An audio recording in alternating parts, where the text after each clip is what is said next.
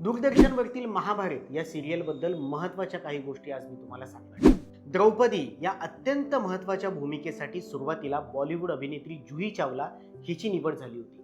पण त्याच वेळी तिला कयामत से कयामत तक हा सिनेमा मिळाला आणि तारखांच्या समस्येमुळे तिने महाभारत या सिरियलला नकार दिला. त्यानंतर 6 लोकांच्या ऑडिशनमधून रूपा गांगुली यांची निवड झाली. द्रौपदी वस्त्रहरण सीन दरम्यान रूपा गांगुली खरोखरच रडू लागल्या होत्या.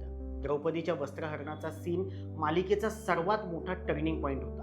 हा सीन इतका प्रभावी आणि इतका भावनिक होता की शूटिंग करताना रूपा गांगुली भूमिकेत पूर्णपणे गुंतून गेल्या आणि सीन संपल्यानंतरही त्या सेटवरती ढसाढसा रडत होत्या. त्यांना शांत करण्यासाठी दिग्दर्शक आणि संपूर्ण टीमला बराच वेळ लागला. या सीनसाठी मेकर्सने तब्बल 250 मीटर लांबीची साडी मागवली होती.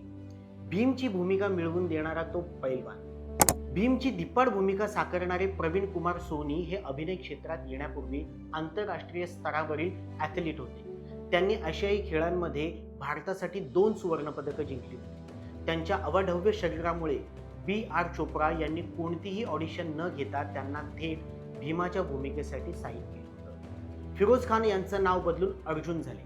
अर्जुनची भूमिका साकारणाऱ्या अभिनेत्याचे खरे नाव फिरोज खान होते. पण ही मालिका इतकी गाजली आणि त्यांच्या या भूमिकेमुळे लोकांनी त्यांना इतके डोक्यावर घेतले की त्यांनी खऱ्या आयुष्यातही आपले नाव अधिकृतपणे बदलून अर्जुन असेच ठेवून घेतले. आजही ते याच नावाने ओळखले जातात. समय, मैं समय हूँ. मैं समय हूँ. हे वाक्य तर तुम्ही ऐकलंच असेल. ही संवादाची सुरुवात आजही अंगावरती काटा आहे. सुरुवातीला B.R. चोप्रा यांनी शोचे नरेशन एका मोठ्या अभिनेत्याकडून जसे की अमिताभ बच्चन किंवा दिलीप कुमार यांच्याकडून करून घेणार होते. पण कथेचे लेखक डॉक्टर राही रजा यांनी सुचवले की कोणत्याही व्यक्तीपेक्षा काळ स्वतः जर ही गोष्ट सांगेल तर ते जास्त प्रभावी ठरेल. या समयला खंबीरपणे आणि भारदस्त आवाज देणारे कलाकार होते हरीश भीमानी. एकाच मैदानात सर्व युद्ध आणि 30 फायटर्स. महाभारतात कुरुक्षेत्रावरील महायुद्धाचे सीन्स दाखवण्यासाठी खूप मोठी सेना दाखवणे गरजेचे होते. पण बजेट आणि संसाधनांच्या मर्यादेमुळे जयपूरच्या एकाच मोठ्या मैदानात युद्धाचे सर्व सीन शूट करण्यात आले. विशेष म्हणजे एकाच वेळी सेटवरती 30 ते 40 ज्युनियर आर्टिस्ट असायचे. स्पेशल इफेक्ट्स आणि कॅमेरा अँगलच्या कौशल्याचा वापर करून पडद्यावरती हजारो सैनिकांचे भास निर्माण केले. लोकप्रियतेचा उच्चांक एवढा मोठा होता की UK मध्येही याची क्रेज होती. भारतात तर या शोने धुमाकूळ घातलाच होता.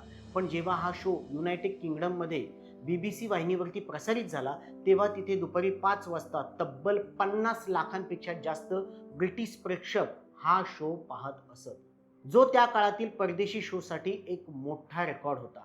तुम्हाला महाभारतातील कोणता रंजक किस्सा माहीत आहे का? असेल तर कमेंट बॉक्समध्ये नक्की सांगा.